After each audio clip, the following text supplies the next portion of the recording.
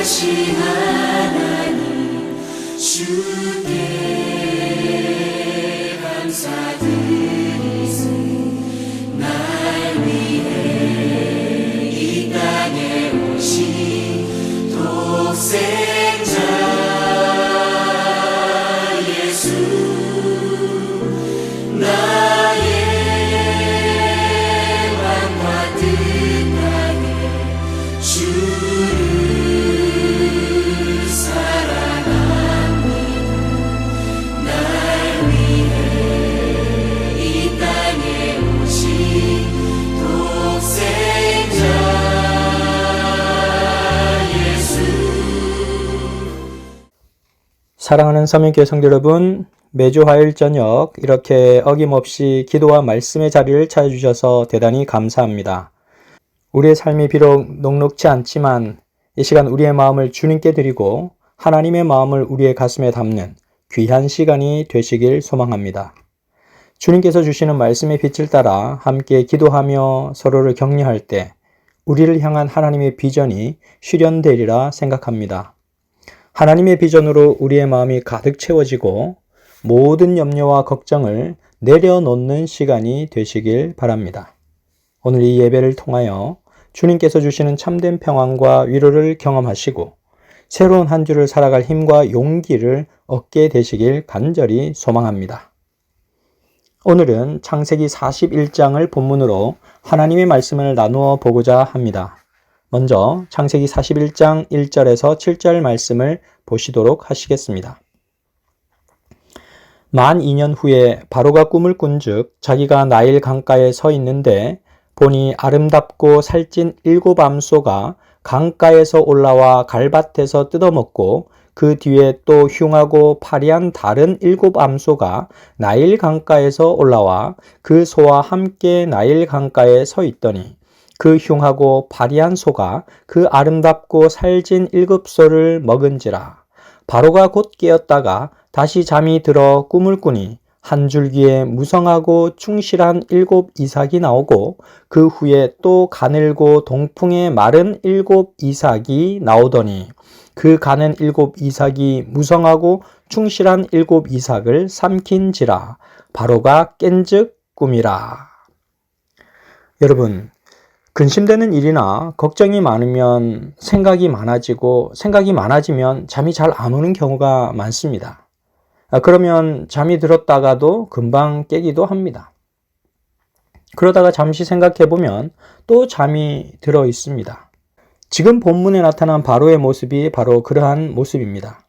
밤에 잠을 자다가 꿈을 꿨는데 아름답고 살찐 7 암소가 강가에 올라와서 풀을 뜯고 있었고 그 뒤에는 흉하고 파리한 다른 7 암소가 나일 강가에 올라와 있었는데 그 흉하고 파리한 소가 아름답고 살찐 소를 잡아먹은 것입니다.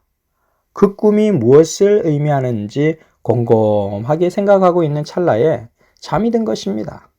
그리고 꿈을 또 꾸었는데 한 줄기에서 튼튼한 7 이삭이 나오고 마른 7 이삭이 나왔는데 마른 7 이삭이 튼튼한 7 이삭을 삼켜버린 것입니다. 그리고 나서 바로가 또 잠을 깬 것입니다. 아침에 일어났는데 개운하지도 않고 그 꿈 때문에 너무 마음이 좋지 않은 것입니다. 그래서 애굽의 점술가들과 현인들을 불러서 자기가 꾼 꿈에 대하여 여러 얘기들을 나누어 보았지만 아무도 그 꿈에 대하여 해석할 수가 없었습니다.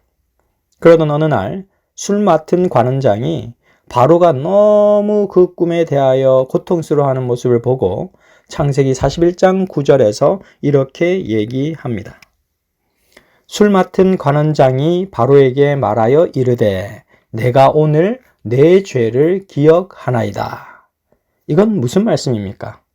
그가 바로 왕에게 무슨 죄를 지었다는 말일까요? 바로 왕이 그 꿈이 무엇을 뜻하는지 알지 못해서 그렇게 번민하고 고통스러워하였었는데 자신이 가만히 생각해 보니 그 문제를 해결할 수 있는 방법을 알고 있었는데 그것을 좀 더 빨리 말하지 못한 것이 그의 죄라고 얘기하고 있는 것입니다. 이 술 맡은 관원장이 2년 전에 감옥에서 만났던 한 사람을 기억하고 있는데 그 사람이 바로 왕이 괴로워하고 있는 이 문제를 해결해 줄 수 있으리라고 생각한 것입니다. 바로 그 사람이 누구입니까? 네, 바로 요셉입니다. 여러분들의 마음속에 저분은 바로 하나님의 사람이야. 저분이 기도하면 이 상황이 완전히 뒤집혀질 수 있어. 라고 생각되어지는 분이 계십니까? 여러분 영화 핵소고지를 보시면 한 젊은 재림 청년이 군에 입대를 하게 됩니다. 그는 하나님을 믿고 십계명과 안식일을 철저하게 준수하는 그런 믿음의 사람이었습니다.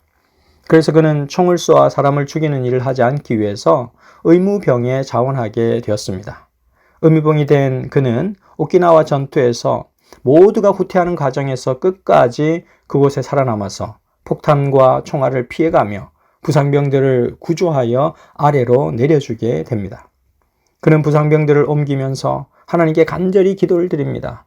하나님, 한 영혼만 더 구조할 수 있게 도와주세요. 라며 하나님께 울부짖습니다. 그 결과 그는 혼자서 75명의 부상병을 구출해 내었습니다. 그런 사건이 있은 이후 대원들이 모두 다시 전투를 위해서 출동해야 하는 순간 그는 한쪽 구석에 가서 살아계신 하나님께 기도하고 있었습니다. 그때 대장이 명령을 내려 급히 출동하라 라고 하였으나 아무도 대원들이 움직이지 않고 군인들이 그 자리에 그대로 서 있는 것입니다. 그때 대장이 무슨 일이냐고 다그쳐 물었더니 대원들이 대답하기를 데스몬드 도스가 기도하고 있습니다 라고 대답하였습니다. 데스몬드 도스는 위기의 순간에 생각나는 사람이 된 것입니다. 이와 마찬가지로 요셉은 위기의 순간에 기억나는 사람이었습니다. 술 맡은 관원장은 그가 감옥에 있을 때 꿈을 꾸었고 그 꿈을 요셉이 해석해 주었는데 자신의 인생이 그 꿈의 해석대로 정확하게 풀려진 것을 기억하면서 그때 일을 떠올렸던 것입니다. 요셉이라면 바로 왕이 꾼 꿈을 분명히 해석해 낼 수 있으리라고 생각한 것입니다. 창세기 40장 4절에서 7절 말씀을 보시면 요셉이 감옥에 갇혔을 때 애고방의 술 맡은 관원장과 떡 굽는 관원장이 둘 다 감옥에 들어온 사건을 묘사하고 있습니다. 그때 요셉이 그들의 꿈을 해석해 주는 장면입니다. 창세기 40장 4절에서 7절 말씀을 잠시 살펴보도록 하겠습니다. 친위 대장이 요셉에게 그들을 수종들게 하매 요셉이 그들을 섬겼더라. 그들이 갇힌 지 여러 날이라. 옥에 갇힌 애고방의 술 맡은 자와 떡 굽는 자 두 사람이 하룻밤에 꿈을 꾸니 각기 그 내용이 다르더라. 아침에 요셉이 들어가 보니 그들에게 근심의 빛이 있는지라. 요셉이 그 주인의 집에 자기와 함께 갇힌 바로의 신하들에게 묻되 어찌하여 오늘 당신들의 얼굴에 근심의 빛이 있나이까? 이 말씀을 보면 하나님의 사람 요셉이 사람들을 대할 때도 매우 섬세한 자세로 사람들을 대했다는 것을 알 수 있습니다. 왕의 술 맡은 관원장과 떡 굽는 관원장이 들어왔는데 어느 날 아침에 그들의 얼굴을 살펴보니 그들의 얼굴에 근심의 빛이 있었다라고 성경은 기록하고 있습니다. 요셉은 사람의 얼굴만 보아도 그 사람의 마음이 편한지 불편한지 알 수 있는 사람이었습니다. 그만큼 다른 사람의 형편을 잘 살펴보는 사람이었다는 것입니다. 우리 서면교회 성도님들도 사랑하는 가족이나 구도자들에게 이런 마음으로 세심한 배려를 통해 다른 사람들의 형편을 잘 살펴줄 수 있는 그런 여러분들이 되시기를 간절히 바랍니다. 요셉이 그들의 얼굴에 근심이 있는 것을 보고 물으니 그들이 꾼 꿈에 대하여 이야기를 하는 것입니다. 술 맡은 관원장이 꾼 꿈은 그의 앞에 포도나무가 있는데 그 나무에 새 가지가 있고 싹이 나서 꽃이 피고 포도송이가 익었고 그의 손에 바로의 잔이 있어서 자기가 포도를 따서 그 즙을 바로의 잔에 짜서 그 잔을 바로에게 드렸다는 것입니다. 요셉은 그 이야기를 듣고 매우 빠르게 그 꿈을 해석해 주었습니다. 지금부터 3일 안에 바로 왕이 당신의 전직을 회복시켜서 다시 복직하게 될 것이다 라고 하는 그런 얘기를 해 주었습니다. 그랬더니 그 꿈의 해석이 매우 좋은 것을 보고 떡 굽는 관원장도 요셉에게 자신의 꿈을 이야기하였습니다. 흰떡 3강주리가 자신의 머리에 위에 있고 맨 윗 강주리에 바로를 위하여 만든 각종 구운 음식이 있었는데 새들이 자신의 머리에 강주리에서 그것을 다 주워 먹더라는 것입니다. 요셉은 이번에도 그 꿈의 얘기를 듣고서는 그 꿈을 해석해 주었습니다. 지금부터 3일 안에 바로 왕이 떡 굽는 관원장의 머리를 들고 그를 나무에 매달게 될 것인데 새들이 그를 뜯어 먹을 것이라고 해석해 주었습니다. 그런데 그 일이 3일 뒤에 바로의 생일 잔칫날에 정확하게 성취되어진 것입니다. 술 맡은 관원장은 그때를 떠올리면서 즉시 바로 왕에게 요셉을 불러 그 꿈의 해석을 물어볼 것을 요청하였습니다. 그 이야기를 들은 바로 왕도 곧바로 요셉을 데려오라라고 근위병들에게 명령을 하였습니다. 그리하여 근위병들이 신속하게 감옥으로 가서 요셉을 데리고 왔습니다. 창세기 41장 15절에서 16절 말씀을 보시면 바로 왕이 요셉에게 이렇게 묻고 요셉은 이렇게 대답하는 모습을 볼 수 있습니다. 바로가 요셉에게 이르되 내가 한 꿈을 꾸었으나 그것을 해석하는 자가 없더니 들은즉 너는 꿈을 들으면 능히 푼다 하더라. 요셉이 바로에게 대답하여 이르되 내가 아니라 하나님께서 바로에게 편안한 대답을 하시리이다. 바로는 히브리 노예인 요셉이 과연 어떤 대답을 내놓을 것인가 매우 궁금하였을 것입니다. 그런데 놀랍게도 요셉은 정말 자신감 있게 대답하는 것입니다. 꿈을 푸는 것은 제가 아니라 하나님이시며 그분께서 편안한 대답을 왕께 하실 것입니다. 라고 말하는 것입니다. 요셉은 감옥 속에 있는 동안 더 믿음직스러운 하나님의 사람이 되어 간 것입니다. 하나님의 신뢰를 얻는 것만큼 강력한 사람이 없습니다. 히브리 노예인 이 요셉이 갑이 되고 세계 패권 국가인 애굽 왕 바로가 을이 되는 순간이 된 것입니다. 그러나 그는 참으로 겸손하게 하나님을 높이며 자신을 낮추었습니다. 저는 아무런 능력이 없습니다. 하나님께서 왕의 꿈을 친히 해석해 주실 것입니다. 라고 말하는 것입니다. 창세기 41장 25절에서 32절까지의 내용은 요셉이 바로 왕에게 그가 꾼 꿈에 대하여 해석해 주는 장면입니다. 두 가지 꿈은 같은 꿈이고 7 좋은 암소와 7 좋은 이삭도 7해, 즉 7년을 의미한다고 해석해 주었습니다. 그리고 파리한 암소와 바짝 마른 7 이삭도 똑같은 7해, 즉 7년을 의미하는데 앞의 것은 풍년이요 뒤의 것은 흉년이라고 말해 주었습니다.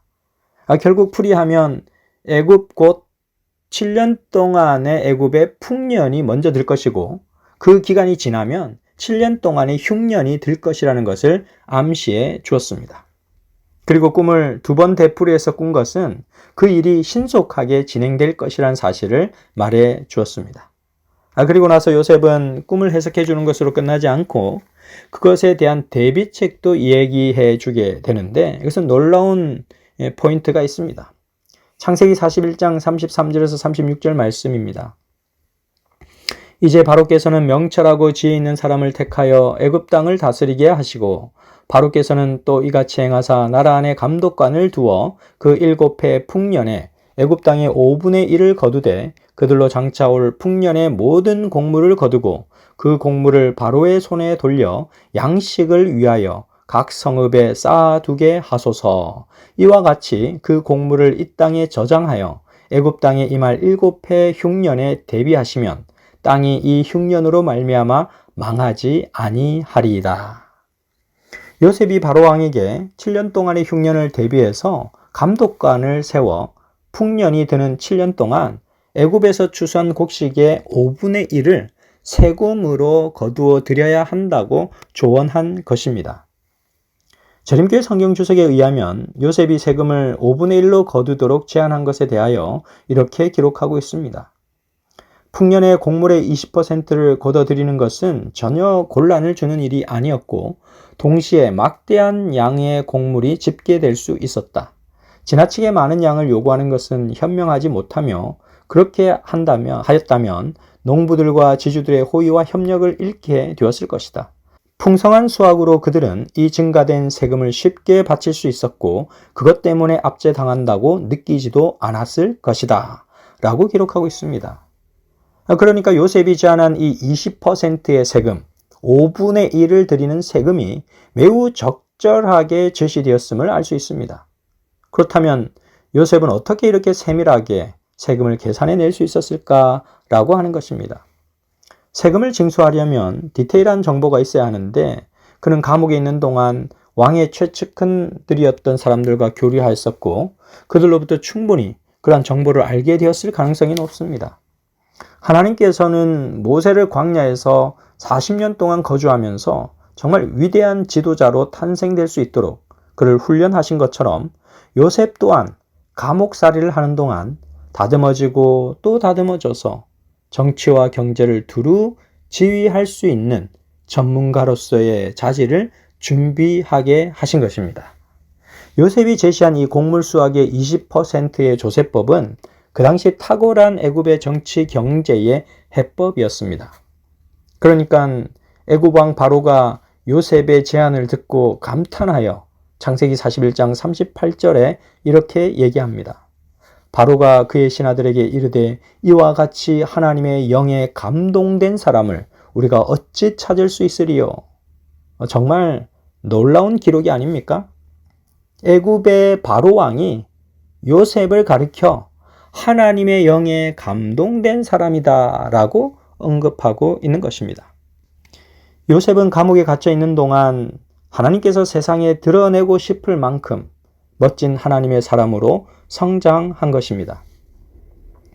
요셉이 17세의 노예로 애굽에 팔려와서 약 13년의 시간이 지나가고 30세가 되었습니다. 13년의 긴 시간 동안 요셉은 하나님을 바라보았습니다. 수많은 일들이 파노라마처럼 지나갔지만 그 과정 속에서 하나님을 통하여 그는 힘을 얻고 하나님의 임재 속에서 그는 기뻐할 수 있었습니다. 외로움과 서러움과 안타까움이 그의 마음속에 있었지만 하나님은 그 모든 것을 하나님에 대한 믿음과 사랑과 소망으로 바꾸어 주셨습니다. 창세기 41장 41절에서 43절 말씀을 보시면 바로 왕은 곧바로 요셉에게 애굽의 총리직을 제안하고 그에게 총리직을 부여하였습니다. 바로가 또 요셉에게 이르되 내가 너를 애굽 온 땅의 총리가 되게 하노라 하고 자기의 인장 반지를 빼어 요셉의 손에 끼우고 그에게 세마포옷을 입히고 금사슬을 목에 걸고 자기에게 있는 버금수레에 그를 태우매 무리가 그의 앞에서 소리 지르기를 엎드리라 하더라. 바로가 그에게 애굽 전국을 총리로 다스리게 하였더라.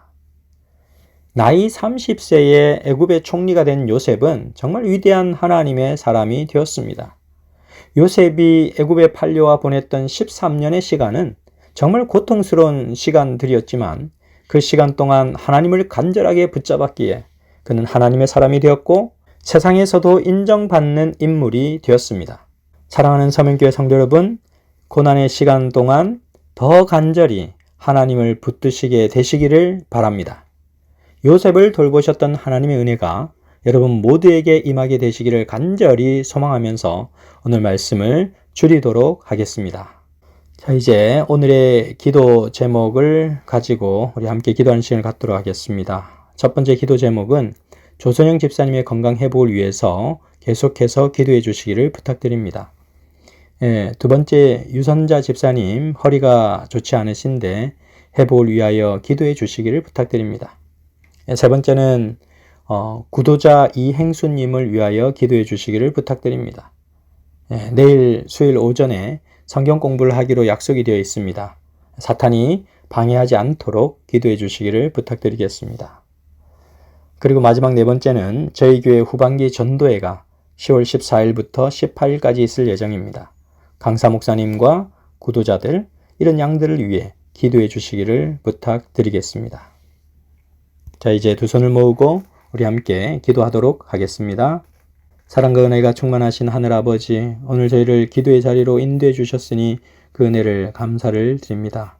아버지 하나님, 요셉의 생애를 이끌어 주시고 그가 고난과 핍박과 아픔 가운데서도 하나님의 사랑과 축복을 받고 정말로 그가 하나님께서 쓰실 수 있는 위대한 사람으로 성장한 것처럼 오늘 우리 서명교회 한 성도님 각각의 생애 가운데 그들의 삶을 붙들어 주시고 인도하여 주셔서 하나님께 더욱더 가까이 나아가는 믿음의 생애가 될 수 있도록 인도하여 주시옵소서.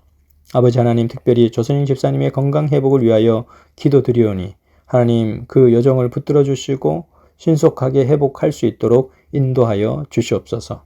아버지 하나님, 유선자 집사님 허리가 좋지 않으신데 아픈 허리의 통증이 빨리 사라지고 더욱더 건강한 모습으로 주의 전에서 배울 수 있도록 인도하여 주시옵소서.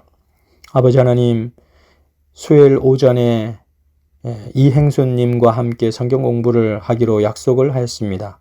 그 시간에 사탄이 틈타지 못하도록 하나님 인도하여 주시고 하나님의 은혜를 통하여서 그의 영혼이 하나님을 찾는 귀한 영혼이 될 수 있도록 인도하여 주시옵소서. 아버지 하나님, 저희 교회 후반기 전도회가 10월 14일부터 18일까지 있을 예정입니다. 강사 목사님과 구도자들, 이런 양들을 위해서 간절히 기도하오니 하나님 그들에게 성령의 충만함을 부어주셔서 성령께서 이끄시는 일들을 우리 모두가 목격할 수 있는 귀중한 시간이 될 수 있도록 인도하여 주시옵소서. 우리를 정말로 사랑하시는 우리 구주 예수님 이름으로 기도드렸습니다. 아멘. 거룩하신